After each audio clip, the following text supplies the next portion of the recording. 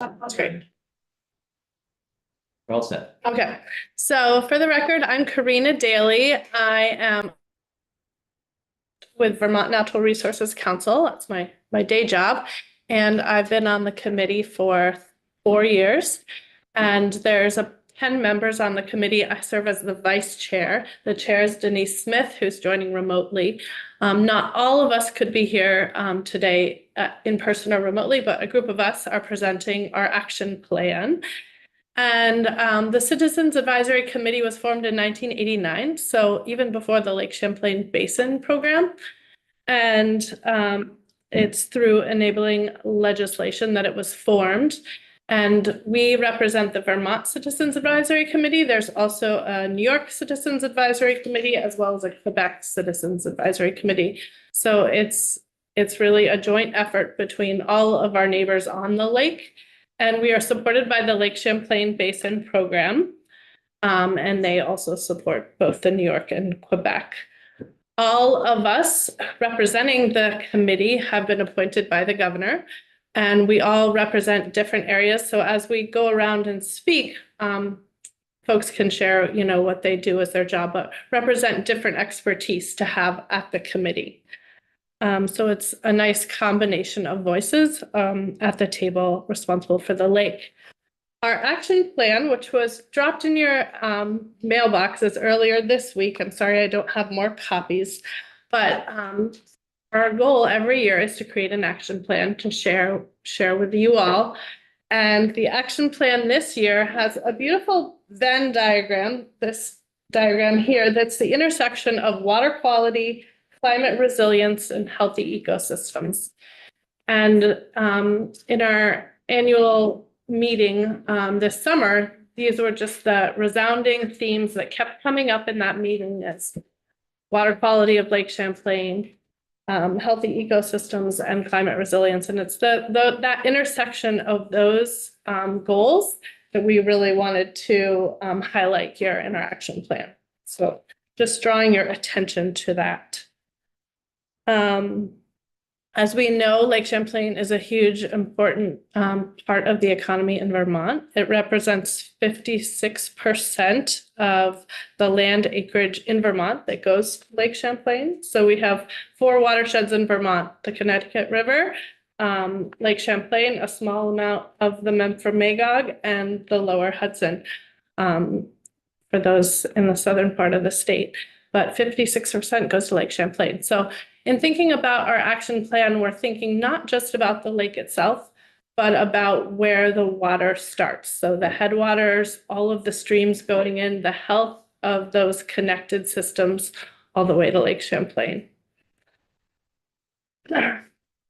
Priorities that came up in our action plan, this is the second page of our action plan, include advancing flood mitigation, climate adaptation and resilience through riparian, wetland, and floodplain conservation, restoring rivers through dam removal and right-sizing culverts.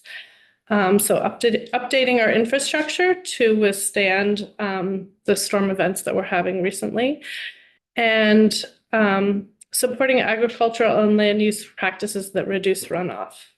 Another priority is developing and implementing plans to assess, mitigate, and eliminate chloride contamination, and continue efforts to address PFAS and other contaminants. Our third priority is prioritizing land use and sustainable development that reduces water quality impacts. Fourth is pursue continued and robust investments in aquatic invasive species education, monitoring, and management. And lastly, to continue to increase and improve equitable public access to Lake Champlain and its tributaries for all communities. So as each of us goes around and shares a bit more about each of these priorities, our ask to you is, as you're seeing legislation come across your desk, when it aligns with these priorities, to recognize that and to support that. Because we've really worked hard over the year to bring in experts representing all of the concerns related to Lake Champlain, learn about them to prioritize these actions. And And we don't have specific bills or legislation that we're trying to push.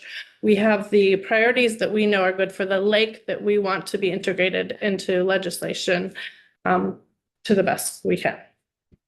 So with that, I will pass it over to Breck Bowden. Let him come report. Thank you. Thank you for seeing us this morning. My name is Breck Bowden. I'm a member of the CAC, new member of the Vermont CAC. I'm a retired professor from the Rubenstein School at the University of Vermont, and have worked there for about 20 years. My expertise is in watershed science and planning. I'll just add one thing to Karina's general comments before I walk you through this first priority on flood mitigation. And that's that our focus is on Lake Champlain. That's our charge. But I hope that as we walk through these priorities, you'll see that these are priorities that really apply across to any water body in the state.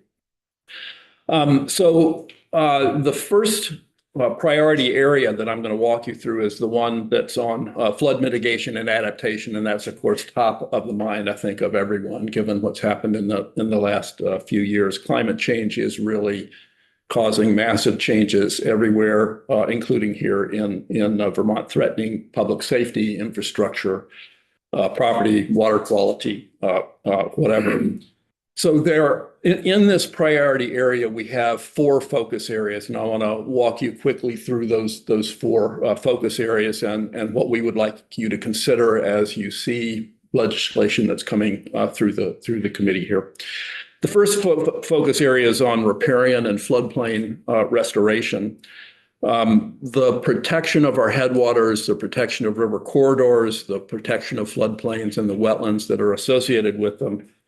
These riparian buffers, they are a natural asset, and those natural assets, our protection of those natural assets can be a very cost-effective way for us to increase capacity, protect capacity for our natural systems to protect us from flooding impacts. There are co-benefits to this as well. They help us to store carbon. They maintain biodiversity in our systems, and they improve water quality.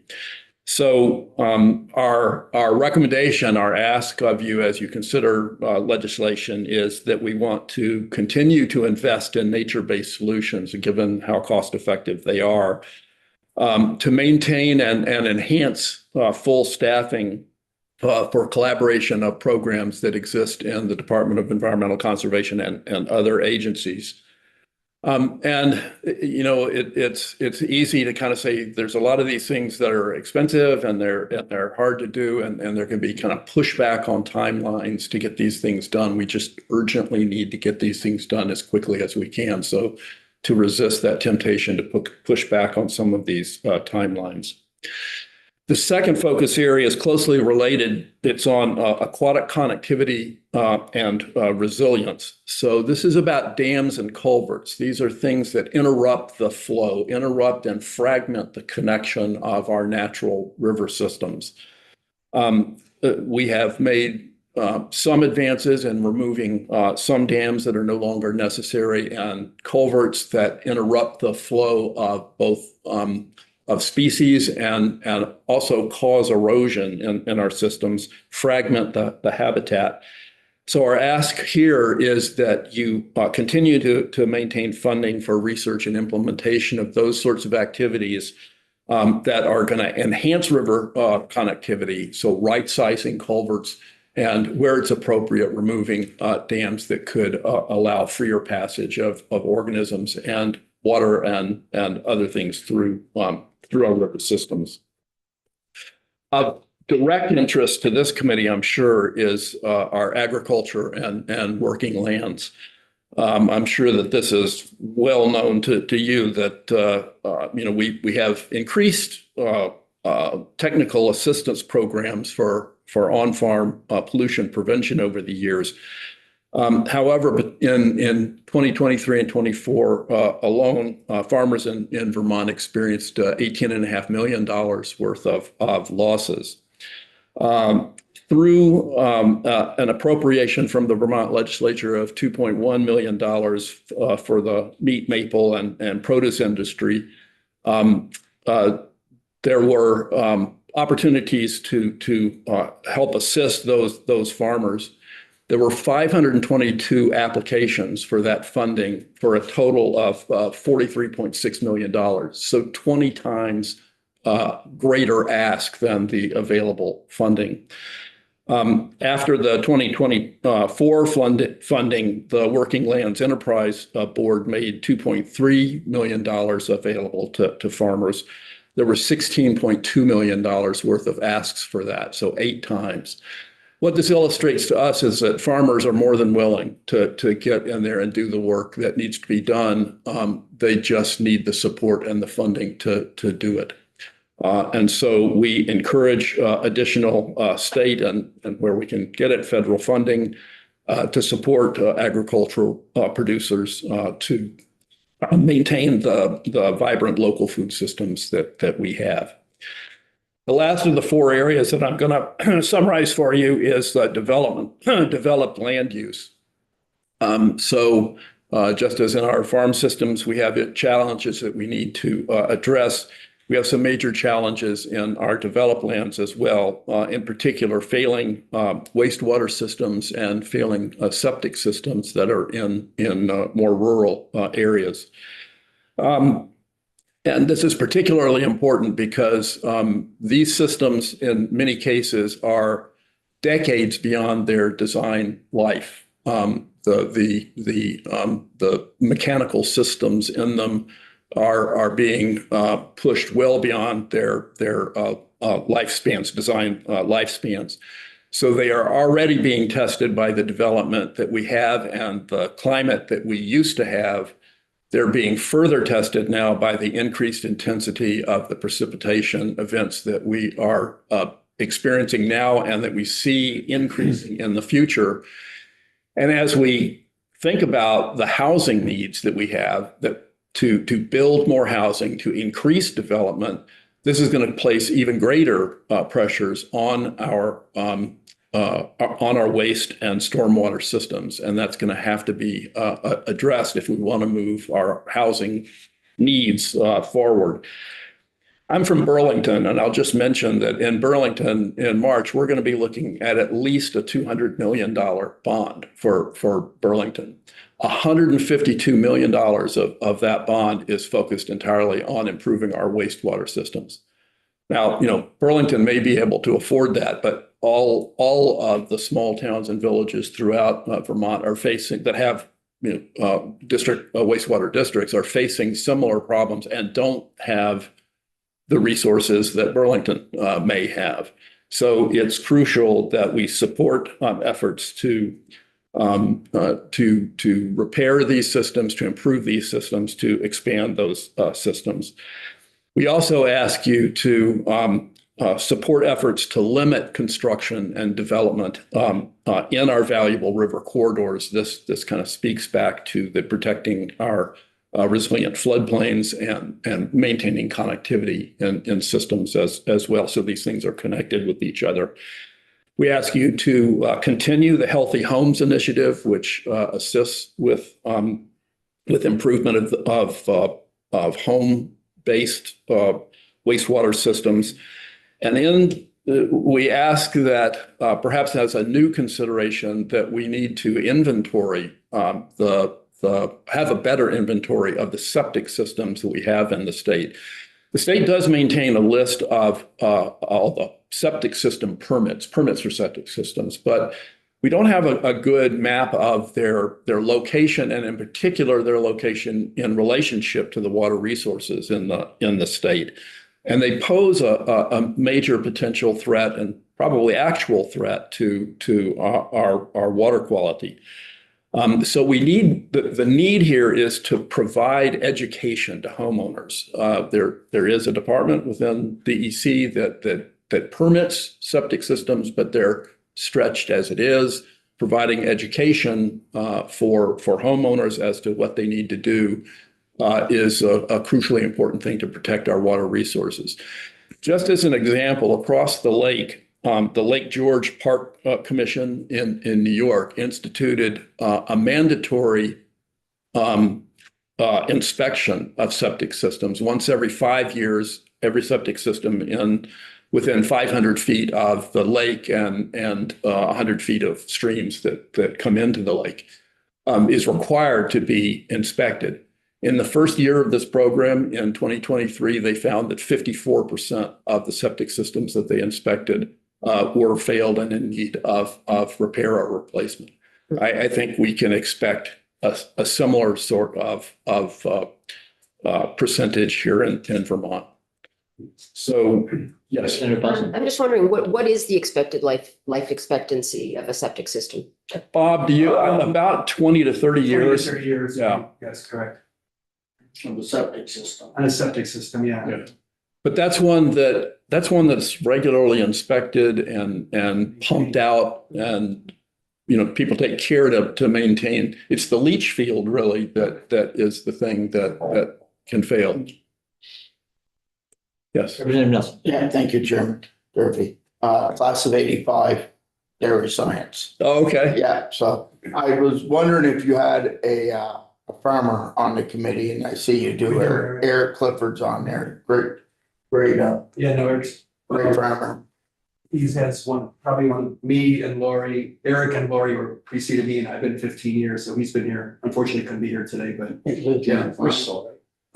he is Addison County, yes, so it must be any town person. Yes. And I appreciate, and it's been through efforts of groups like yours and the Metro Magog Watershed that we've been getting the grants for cover cropping and Yep. getting the education ball rolling. I'm a dairy farmer and on injecting manure and new practices. And so I appreciate your recognition of that, and we want to do more. Yeah. Yeah. We It's want to do clear. more. Yep. Thank you for that. Thank you for what you're doing. I play in that lake too, or Yes. up there or over there or wherever. Sure. It's my water too. Yeah. So. Thank you very much. Thank you. Online would be next. Yes, online is next, and I believe, so maybe Denise, I don't know if you have to stop sharing your screen to let Hillary speak. Anyone can speak while the screen's being Oh, shared. there. So Oh, no, that doesn't. Okay. yeah, you can keep it up if you want, but no. Is Hi, it helpful to have it up? It's, I guess it's up to the speaker whether you want us to see you while you're talking or not. Oh, right. It's up to, I guess it's up to you. I think it's nice to see you, Hillary. Okay. We saw the action there. So I'm Hillary Solomon with the Poultney Meadowy Natural Resources Conservation District. I live in Middletown Springs, Vermont, and I'm also a member of the CAC. I'm also talking about development, but in a slightly different type of development, or in a slightly different way than Breck just did, where he was talking about sort of large public infrastructure. I'm going to be talking a little bit about how development sort of how it sort of interacts with the rest of the other types of land uses and the rest of the environment. So as you consider bills and funding requests, and I'm sure you will have them this session for increased housing, for example, our hope is that you would prioritize land use and sustainable development that reduces water quality impacts. State leadership is needed to encourage and incentivize Vermont's working and development lands to be sustainable, with an emphasis on significant reductions of the non-point or diffuse runoff that occurs broadly across the landscape. We would hope that existing developments would be eventually brought up to current standards, and ideally new developments would actually treat the new stormwater that they're generating through increased impervious surfaces directly within those developments themselves, so that we wouldn't increase peak flow rates in streams and contribute to that erosion and potential for flooding downstream, and would just within that development plans, include stormwater treatment. We ask that there's just consistent regulatory enforcement and support including resources and technical assistance for developers, towns, farmers, and also woodland owners in the headwaters to ensure sound management, healthy soils, and clean water. We wanted to speak a little bit about a couple of places that we see, for example, in the clean water funding policy, where there are some inconsistencies, just so that you're aware of them. The clean water funding policy supports the identification, project development, and implementation of projects that largely address non-point source pollution. And yet it's missing some key project types that would be very helpful for this work. One example is that gullies that form in developed areas are allowed, those are project types that are allowed for funding with Vermont's Clean Water Funds. But when a gully develops in an agricultural area, that project type is not an allowed project type in the Clean Water Fund. So we are not able to use Vermont dollars to stabilize that gully and decrease erosion from those agricultural gullies or gullies that form in the forested headwaters either. Other project types that are not clearly defined in the clean water funding policy include generally projects on the forested lands and also projects within wetlands. So ideally, the process to access clean water funds would be streamlined and simplified in order to accelerate the work that's happening with our implementers around the state. And yeah, that's, I think I am passing it off to Bob, unless anybody had any questions, to talk about contaminants. Any questions for Hillary? All right, Representative Lipsky.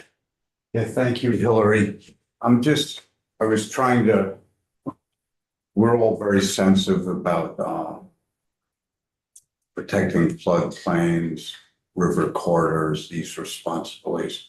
But I'm actually asking for your input or advice.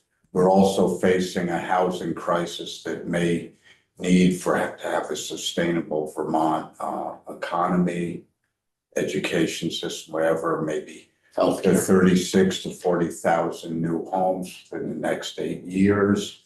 And many of us are not Chittenden County from large towns with municipal capacity or capacity expand, but they're rural. Many of the communities have narrow watersheds with slope forested ridges coming down there. Where can we look to, if obviously floodplains are verboten, river corridors are critical natural assets for diminishing impacts. Forested land, not steep forested land, where do these villages like a Hardwick or a Johnson or many communities all over down the West River Valley, or where should we be looking to build? I think that's a really good question and a very, very important question. And I agree with you that the river corridors and areas that are subject to flooding and erosion are eventually going to be very expensive to build in, as those as flooding and storms and increased snow melt with rain on top of it, and all the reasons why we're seeing more flooding. But as those keep happening, and I think the other thing to consider is prime agricultural lands. I think it would be great to preserve the areas that we need and use for agriculture. I feel like agriculture is in a huge transitional time right now, and so it's hard to even envision what agriculture in Vermont is going to look like in the future. But those are obviously very important to our economic well-being. And I agree. I think maybe marginal farmlands that aren't near water, forested areas that aren't as steep. There are ways to do sort of mapping inventories of soil types and slope and steepness and locations of water. And even areas, there have been some studies that even show it's related to logging, but showing the areas that are the most sensitive in the forest that would respond the worst, to the pressures of logging versus areas that are more stable. And maybe we could do some kind of a study where we looked at areas that would be infiltrative for stormwater, for septic, or areas that would be sort of connected to town and developed village resources, and also have characteristics where developing on those lands would be better than developing in other areas. And I don't know if anybody else wants to speak up to address this question as well. It's obviously a broad and incredibly important question. I might be somewhat biased running large wastewater systems, but I would say build it in the core service areas because I can mitigate for PFAS and everything else. And sprawl, I mean, I'm also, and I apologize, I had a suit on probably other times, but I rushed here and just made it in time. I'm also a ski coach at Killington, and I see how that place is just exploding now with everybody moving there, and they did pass their TIF at least. But I'm in favor of really building in to the core service areas. Even Johnson or Hardwick, Johnson obviously got issues with flooding at their facility. But compared to septic tanks, they don't really treat for anything really. Anyway, I should introduce myself, I guess, first. I'm Bob Fisher. I'm the water quality superintendent for South Burlington. I'm also the New England Water Environment Association current past president for another 6 days. And I'm only the second Vermonter, and we have since 1929, and we have like 2,100 members in the 6 New England states of all the regulators, engineering firms, operators for that. And I'm here to do contaminants. My expertise would be in wet water, wastewater. I'm a licensed wastewater operator, and in septic and whatnot. And before I go to the main one, I would expound upon the septic more. 55% of Vermonters are on septic tanks. That's the most in the nation by percentage. And you see a lot of people building out still. They want to come in, they have a lot of money coming in, they want to have a house on top of the hill with a view, along like that. But once again, we're the second largest system, and we treat about 24,000 people because I do Colchester also. And we basically put out pretty much drinking water. We average like 0.04 on the phosphorus. Roughly, if you have, say, so you got 12, about 6 houses that are completely failed and going to a water body, they put out as much phosphorus as I do for 24,000 people. So you figure 2.4 people house. So if you do the math, it's not pretty. Also, I can mitigate I can put stuff on, filters. At the moment, you can do granular activated carbon, but there's all sorts of things coming on these large systems that, we can put on to continue to mitigate for all sorts of contaminants coming in. But the interim strategy seems to be working well for most facilities that are still doing we do land application. We do not go to farms anymore. I don't think hardly anyone's going to go to a farm because of the additional testing. It's just too much costly for them, which is kind of a shame. But I fully understand. Ours goes in a 5% mix out of South Burlington to VTrans projects where people are not going to be. They did the park and ride, the airport, along the road, and it's not showing any levels above background in the 5% mix with PFAS. There may be bills to eliminate land application, but there's no easy solutions at all. If I have to go to the landfill, first of all, I have like a $400,000 deficit that the only way I can make it up would be to reduce my phosphorus chemical usage of 300,000. I'm doing about 10% of my limit. I could go up significantly, which I would not want to do, but I have to come with the money. But more importantly, I'd have to truck it to either Canada or Coventry. Coventry barely's got room for it. The increase in greenhouse gases compared to the 5 miles I go down the road would be incredible. Not to mention you then have to import that phosphorus. There'd be more greenhouse gases from the trains and whatnot. And I see a lot of the pesticides and even some of the phosphorus coming in has PFAS in it too. So I'm not sure you'd be kind of going around in a circle. And unfortunately, I'm quite focused on greenhouse gases now because all the work I do, $6 million a year to put out basically drinking water. As soon as the river turns to chocolate, it's pretty well wiped right out. So the interim strategy is working good on that. You're working an ounce of prevention is worth a pound of cure with PFAS. Our levels have dropped in half, but we're still well over 1,000 parts per trillion in our body for PFOA. It's dropped significantly and continues to drop, but it's still at a high level. But really the main one that's most people don't realize it's coming is chloride. There are already 5 impaired streams. One of them is South Burlington, Sunnybrook, and Colchester. And EPA Region 1 is looking at this, and there will be a TMDL. That's already reached levels where it's affecting the macroinvertebrates. And I used to be a federal fishery biologist before I switched to wastewater a long time ago. So that's going to be a real shock to the, I think, Vermonters and whatnot. New Hampshire has a program, and as well as New York. I think it's green something in New Hampshire. And to reduce usage, South Burlington does a pretty good job. We track it all. Salt's expensive. So, that's one of the main, for the public works, my budget's larger even, and generally wastewater is about the most expensive thing a municipality owns when you count up all the pipes, pump stations, and everything else. But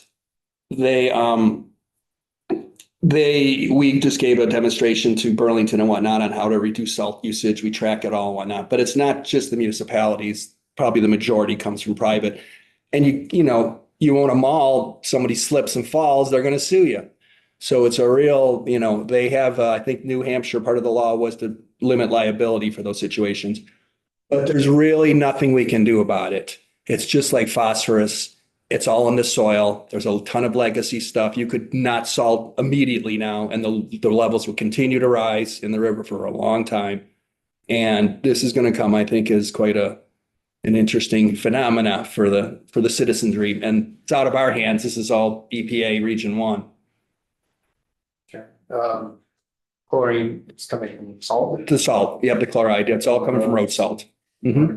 Yep. And it's been going on forever, and it's in the soil, just like the phosphorus, and it's, it's legacy.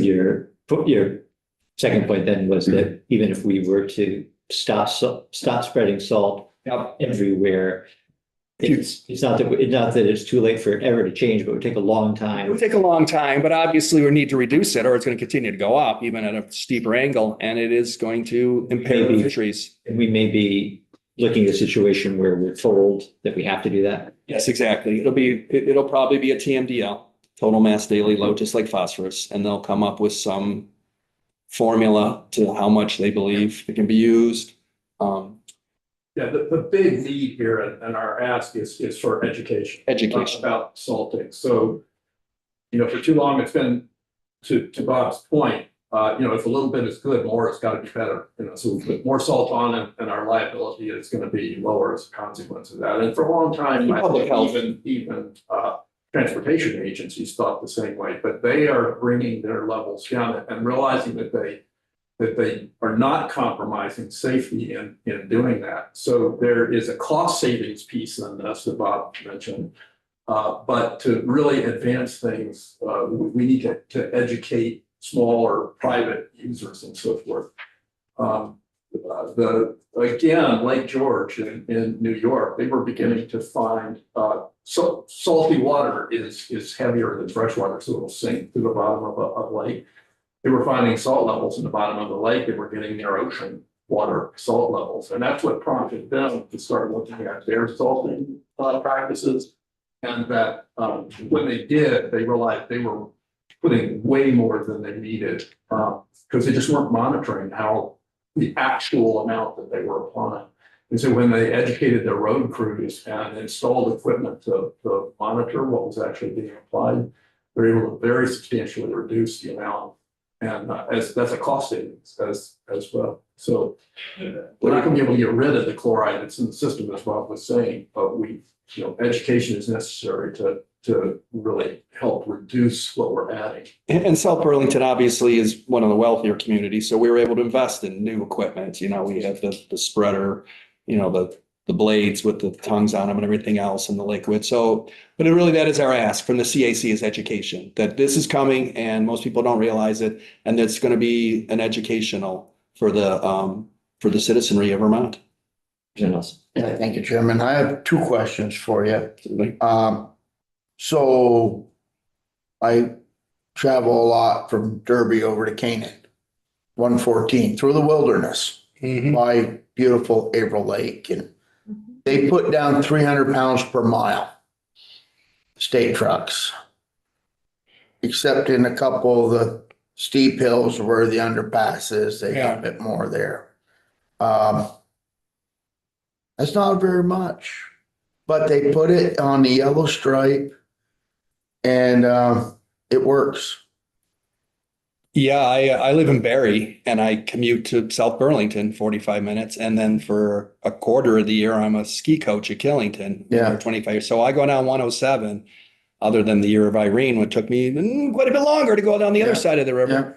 But yeah, I fully understand the safety aspect of it, and whatnot. Is 300 pounds too much? So A mile, I mean. I'm the water. That's 650-pound bags. That seems reasonable. I'm not an expert. The public works, the highway person would know that more than me. I'm just here more to sound the alarm that it's coming and there's not much we can probably do. I mean, sometimes you go to the bank back home, it looks like they put down 50 pounds per 300 feet. A lot of it's right. And they're just liability issues for them. But nonetheless, that could be the one legislative thing that comes along, like New Hampshire, where there could be somehow to limit the liability possibly. Oh, I've lived in Lake Tahoe for like 12 years. Our first house is there till my wife said I wanted to move back east several thousand times a day.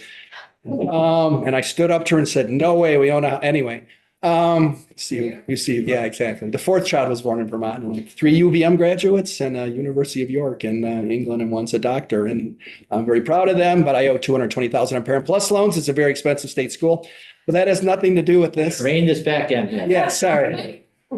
So that's basically my part here, contaminant. So on your sludge, your Yep. I call it sludge. You can call it biosolids. Interchangeable terms. And great that you're addressing the PFAS. And I know you didn't create them. No. And we didn't create them. Nope. And how are your heavy metal reports coming out of here? They're fine always. We've always had to test for metals, our 503s. Really, the one people that have trouble here is arsenic usually. We've never gone over, but it's just naturally occurring. It is. Yeah, It is. and I know some of the other ones, municipalities have had trouble. I was the chief operator here in Montpelier also before 9 years ago when I went there. So I can tell you like 27% of your wastewater pipes here are pre-1927. CSOs and yeah, good luck. Bert had a question and then we should probably move on. You mentioned PFAS levels. I didn't catch everything that you said about the levels. So the interim strategy, they're using like the Michigan model. I think it's 20 ppb of the 5 PFOS. I don't have the other 3 memorized, but that they're using the strategy that Michigan used and also several others, 20 parts per billion for those 5. Acceptable level coming out of the discharge from the plant. So So the effluent's a different story. Yes, that we are testing for that now. We don't obviously have much control over that. The first thing I would say, once again, these things are all interconnected and you wouldn't realize it. If there's an effluent limit, we take in septage, 99.4% of septage goes to, there's like one field left, I think, and that ain't gonna last long, goes to wastewater plants. I'm going to stop immediately. Why would I risk the South Burlington citizenry getting fines or highly increased costs when there are hardly any septic tanks in South Burlington? We take it from out of town. So that's the first thing I would do is immediately stop, just to help protect. And you would stop doing what? Taking septage in. Under what? Receiving septage. Under what circumstances? Because if there was a limit on the PFAS going out of the effluent, or I'm even limiting it now just because of the biosolids. I'm sometimes getting closer above background levels, and I'm considering stopping now. And because it's concentrated in septage, it's much stronger in the tank there. So it would be wrong of me to. I would be letting down my employers, the citizens, to have a violation by septic tank that I took in that was not from South Burlington. Side of the city. Yeah. So that could be a real dilemma because 55% of Vermonters are on septic tanks. Richmond is the big receiver right now. They take a ton. They have the lowest rates, and I think that's how they mostly support themselves. But septic is going to be a real issue. Sorry, just to understand this a little more. 20 parts per billion You said PBB on. PPB, yep, on the five. That's on this, on measuring the sludge. So that's the sludge, that's the sludge. There is no effluent limits, There's no actual. not at the moment. There is none. You know, EPA is working on it and there's CERCLA and whatnot, but there is no effluent limit. Sorry, one more question. Yes, sir. About how much are you generating a week, a year? Oh, biosolids? Biosolids. It's hard to explain, like, because we do dry tons. We send out 2 loads a week, basically, of a 30-ton load. But just to real quickly, your average person all produces, I think, basically 12 ounces for, it's basically your average American male of 185 pounds produces 1 pound of poop. And women and men are equal, just women are generally smaller. So that's 365 pounds from each average sized male in the United States. It's got to go somewhere. It's got it. Your options are incineration, which will never happen in Vermont. It's too expensive. There's no landfill. Like I said, once again, but it off gases too. There's huge off gassing up the landfill and That's the leachate. that's 1.7 miles from my house with nothing but air between me and it. So There you go. just Yeah, you'd prefer not to have my sludge there, okay? Because it'll be off gassing. Representative Morgan's got a question and then Yeah, we're kind of falling behind. Do you dry? Do you have dryers? We do not have dryers. Currently, we do now. It comes out about 22%. I know that's all the rage. A few people have them now. Bellows Falls had the one from Springfield that didn't work at Springfield. It was too small. So I think Bellows Falls got it. I think Springfield. And that's what everyone's doing now. My only concern would be stack emissions at the moment from that. Just like they're seeing it takes up to 1,700 C to start breaking this down. And like in Manchester, New Hampshire, they're starting to track the historical, they have an incinerator, people downwind of it, you know, that stuff, if it doesn't break down, it's going somewhere. So that's my concern also, but I would certainly feel that that is the way that most people are headed. And also there's regionalization talks. Vermont Gas reached out to us potentially because they want we produce electricity with ours. We have a microturbine, yeah, just like many of the farms do. And so, you know, yeah, and I don't want to we take my might time. invite you back in to have further conversations on some of the issues. Yeah. Sure, yeah, I am. card with you. I probably should have some, but I'll give it to the clerk and whatnot. Okay. But yes, I'm because I am the current past president of OEA, but I should I'll look and try to get you one, but Thank you. but I should keep us moving here since I'm only a component. Yeah, please, you could stay, I hope. Yes, thank you. Just looking up on screen, Lori, I don't think you've had a chance. Thank you. Yes, hello, Chair Durfee, members of the committee. Thank you for having us here. My name is Lori Fisher, for the record. I'm a Citizens Advisory Committee member from Williston, Vermont, and I'm the recently retired Executive Director for the Lake Champlain Committee. And I'm going to talk about 2 areas, if we have time: aquatic invasive species and recreation. And the first one, in terms of the Vermont CAC's priorities, is to really continue and expand robust investments in aquatic invasive species education and monitoring and management. And the reason for that, for some context, is Lake Champlain has 51 known non-native and aquatic invasive species. They are harmful to the ecological integrity of the lake. They impede recreation. They can cause tremendous infrastructure problems and have economic impacts. And we are connected through the canal systems to inland waterways. So we're vulnerable to other aquatic invasives in nearby waterways. So the Hudson River has nearly twice as many aquatic invasives as Lake Champlain does. The Great Lakes nearly 4 times as many. Round Goby is in the Champlain Canal system. And of the aquatic invasives whose origin of source is known, the key vectors are those canal systems in the north along the Richelieu, and the south connecting us, the Champlain Canal connecting us into the Hudson River. And the vast majority of those, that 60%, have come through the Southern Waterway. So it's really important for Vermont not only to invest in ongoing education, invasive species management and prevention actions, but also to work collaboratively with New York and Quebec on strategies to really mitigate the influence of the canal, particularly important in the Champlain Canal, where that is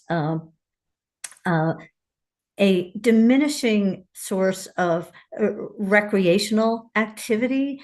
There aren't that many boats that come through the canal, but it represents a big vector for aquatic invasive species. There's an Army Corps of Engineers study going on now and looking at alternatives and options for closing certain sections of the canal and offering other ways to move boats around, and also monitoring the Round Goby. But it's something where Vermont needs to continue to play a role in influencing that and making sure that actions are taken, because frankly, this has languished for some time, and these studies and looking at options for the canal system have been taking a long time.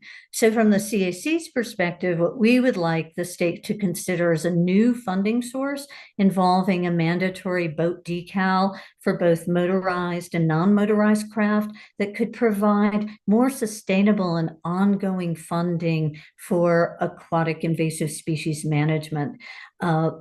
We have a small staff in the state of Vermont that really is charged with that education, outreach, and management. They coordinate also with the Lake Champlain Basin Program that has a robust boat steward program going on Lake Champlain. And but there's also volunteer programs. The Lake Champlain Committee has a monitoring program for Lake Champlain now going into its third year, but that's not funded at all by the state. I want to point out that those volunteers, one of the volunteers found an invasive, the golden clam, in October of 2024. It's not the 52nd invasive on Lake Champlain because we only found one, and subsequent testing in the area only revealed two. And in order to be designated an aquatic invasive species, you have to show ecological or recreational or economic harm. And with only two findings so far, that hasn't been proven. But it does reinforce the real value of education and engagement. We can't do that without a strong personnel force within the state agency. And so our recommendation is to follow suit with some other state programs where they have had a decal system for motorized and non-motorized recreational craft that helps fund that the education, prevention, and outreach programs that you need in order to reduce and manage impacts from aquatic invasive species. And I don't know if you want me to go move on right now to recreation, or if there are any questions on AIS. I also want to be mindful of time. Yeah, I'm mindful of time too. We've got a hard stop in 5 minutes, so it's up to you, Lori. Why don't I head into recreation, and then if there are questions and we still have time, we can address them. But our other request is that we as a state continue to increase and improve public access, particularly with a focus on equitable public access to Lake Champlain and its tributaries for all communities. This is fundamental to our identity as a state, to our economy. The state has 2.1 billion outdoor recreation economy, and we are a state that really relies on that. The contribution of Vermont's outdoor recreation to the state's gross domestic product was 4.8% in 2023. We rank second in the country for the contribution of outdoor recreation as a percentage of the state's total gross domestic product. We're just behind Hawaii. And yet, so we see how important this is. We want the state to continue to make investments in that, to support businesses in the recreational industry, and to look at the ways people get access and the inequitable distribution of that. And one of the things on Lake Champlain is that while we have a lot of fishing access areas there, they are limited in terms of allowing access, prioritizing access because of the way they're funded. They're funded through fishing licenses and those, so they prioritize motorized recreation over lower impact uses. We also have areas around the lake where there's really limited access, such as the South Lake. And we all know that recreational experiences are so fundamental to our sense of stewardship for really wanting to invest in water protection. So access is important, not only as an economic driver in the state, but also in terms of protecting water quality, because it's how people really reinforce and develop a love of our waterways and a desire to steward them. So we want to see an ongoing investment in that, and a look at improving access in the South Lake, and as well as for marginalized and historically disenfranchised communities. And to continue that investment in outdoor recreation businesses that are going to help bolster public access opportunities and further feed the recreation economy. Lori, I think I heard you say that you were until recently the executive director. Of the Lake Champlain Committee, yeah. The new executive director? Her name is Jenny Patterson, and she started the beginning of January. Great.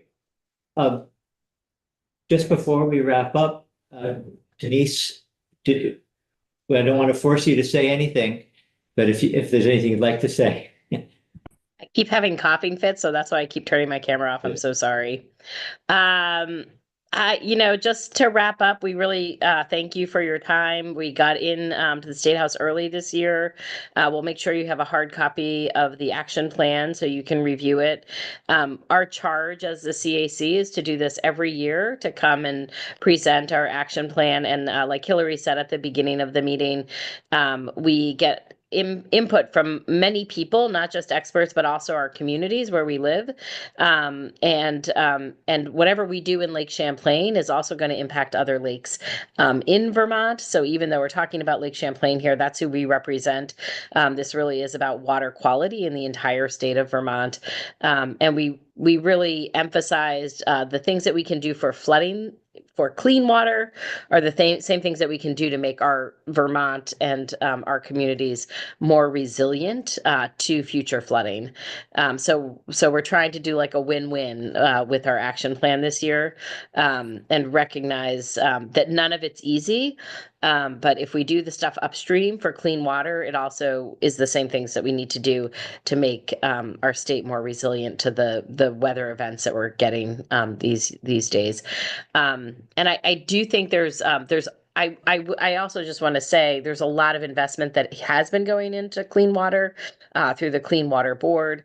That funding is critical to continue this work. There's been a lot of improvement. There's been a lot of scientific improvement. There's been a lot of work done in our watersheds, and we just have to keep doing what we're doing and not back down or stop what we're doing. So that property transfer tax continuing to fund the clean water is really important. It has a sunset date of 2027. And we really need to just not let that funding sunset for clean water. It's one of Vermont's best and biggest assets that we have for the state. Thank you. Thank you, You're Denise. And, everybody who joined us this afternoon. Mary, we didn't acknowledge that you were on the screen, or like, I don't know if you had anything you wanted to say before we wrap up. No, that's okay. Thank you so much. Well, thanks. Well, as I say, we may have some of you back in your other capacities to talk to us, and then we may be hearing more about some of the initiatives too, I imagine, that you raised. So thank you. Can I just say one last thing? Yes, please, Denise. One last thing. We also know, and you guys are the ag committee, that agriculture, forestry are the best assets and easiest to help us continue to maintain clean water and flood resilience. So our working lands are incredibly important, and that's outlined in our action plan, but those are incredibly important to maintain and continue to protect now and into the future, so that our water continues to have places to go to filter before we drink it. Thank you. And swim in it and do all the other things that we do in it. Thank you. Turn around, everybody. But I can get in Maine. Bye, everyone. Yeah. Have a great day. Thanks for having us.